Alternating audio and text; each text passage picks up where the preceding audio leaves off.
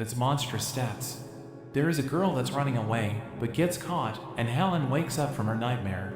The next day, her mother notices that she doesn't look too well. Helen tells her that she is experiencing memory loss, unable to remember what she did after work the previous day. Her mother suggests that she is overworking and should have some time off. Al returns to the guild and has an urgent report. They meet with the guild master and report their encounter with the black dragon.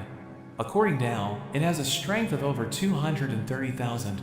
Judging by its appearance, they suspect it to be the evil dragon Ouroboros. They are shocked to hear this, especially Helen. Al shows them the scale he found, and Helen is horrified seeing it. She has a memory of her brother running away and being killed by the dragon. It's too much for her, and she faints. Al waits, worried about Helen, but her mother tells him that she is going to be okay.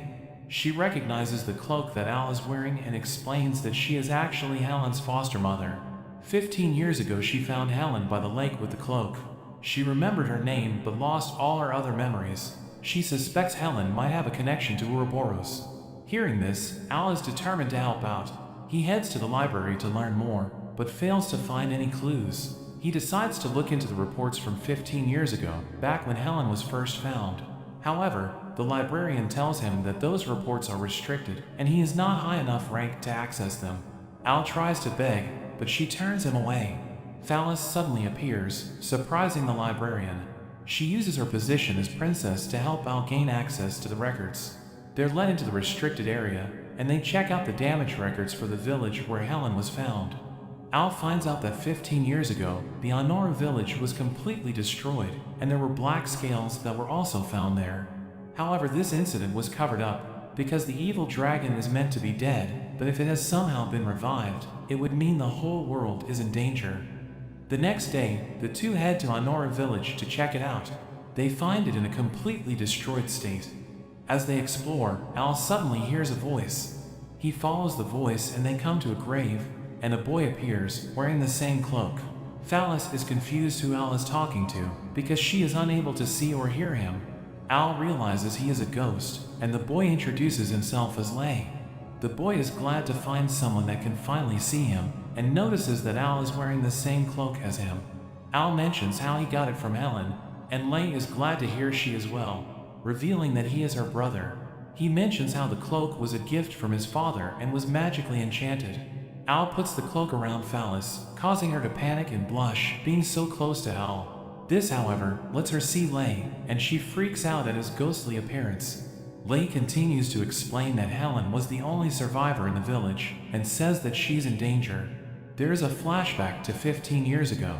Helen calls Lay for lunch while he is training with a sword, but trips and falls over. Helen worries for him, but Lay wants to become a warrior.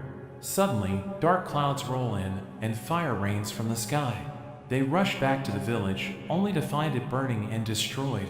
The black dragon lands, giving off a terrifying roar. A young child stands up to it, throwing a rock at it. The dragon can speak, and finds it outrageous that the boy can stand up to him. The dragon feeds off of their fear, and destroys anyone who has hope. It opens its mouth, gathering dark energy as the boy becomes terrified. Helen and Lay watch from a distance, but know that they are powerless to do anything. They decide that their only option is to run, so they quickly leave the village.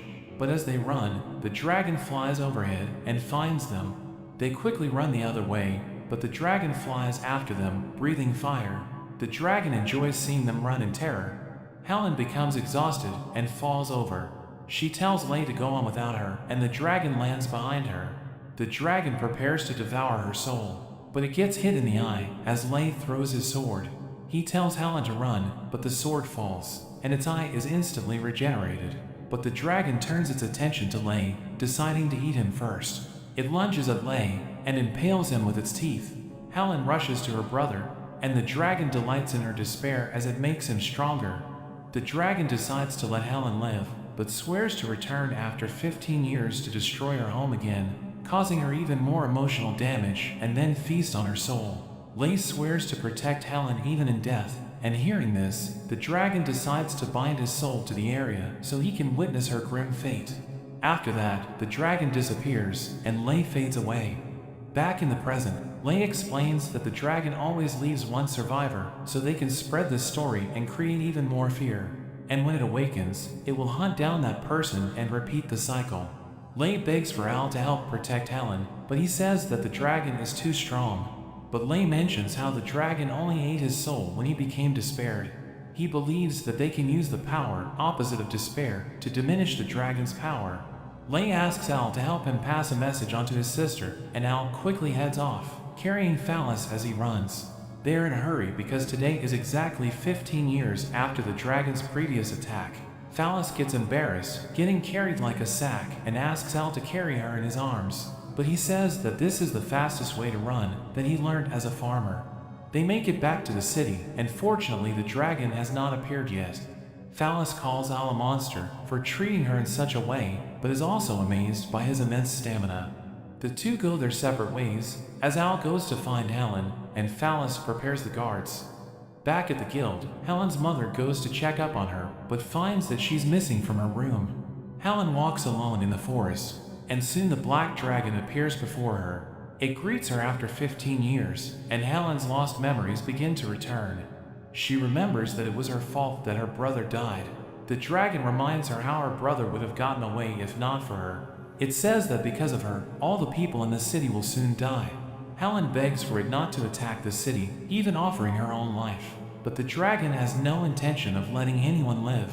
Helen despairs and prepares to end her life, but Al makes it to her just in time and stops her. Helen comes to her senses, but the dragon attacks Al, knocking him away. Al manages to survive, thanks to his cloak's protection. The dragon is shocked a human could survive his attack, but Al says he's not just a human, he's a farmer. Helen tells him to run away, but Al charges at the dragon, punching it in its face. Al tells Helen not to worry, and the dragon is surprised a human was able to hurt him. The dragon wants to see Al fall into despair, and the two begin to fight. The dragon charges at him, attacking with its claw, and Al struggles to defend himself. Al lands another punch, but the dragon unleashes its devastating flame onto him. Al is knocked away, and Helen tells him to leave her, not wanting any more people to die because of her. But Al tells her that it's not her fault. He tells her how he met her brother. Her brother knew she would blame herself when she regained her memories, so he told Al to tell her that he doesn't blame her for his death. He's proud that he protected his sister, and tells her to live happily for the both of them. Al gives her hope, and the dragon's power begins to diminish. The dragon curses at Al and dives at them, but Al is able to overcome the weakened dragon, defeating it with a punch. Al is finally able to relax, but just as he defeated the dragon, he suddenly gets stabbed by Helen. Al is confused and tries to grab a potion, but struggles and drops it. Helen attacks him again, and Al barely dodges.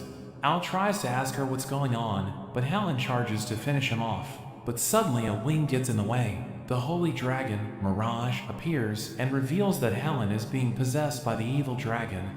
The holy dragon heals Al and lends him his powers, but ends up collapsing as a result. He tells Al that he has given him the power to purify the black dragon and save Helen. The evil dragon laughs, thinking Al wouldn't risk hurting Helen's body, but Al instantly punches him. The dragon is shocked, and Al can see in Helen's eyes that she wants him to stop her. Helen seems to return to herself, but as Al helps her up, she grabs him, and the evil dragon's soul bursts out and dives into Al, trying to possess him. He declares his victory, but there is a problem. Inside Al's heart, there is only farming. He is shocked that there is nothing besides growing and harvesting crops. There is nothing he is able to corrupt, and he is rejected from Al's body. The holy dragon gets back up and uses his power to purify Helen. The evil dragon's soul is shattered, and the holy dragon thanks Al for his help. The beam of light fades, with Al and Helen left unconscious.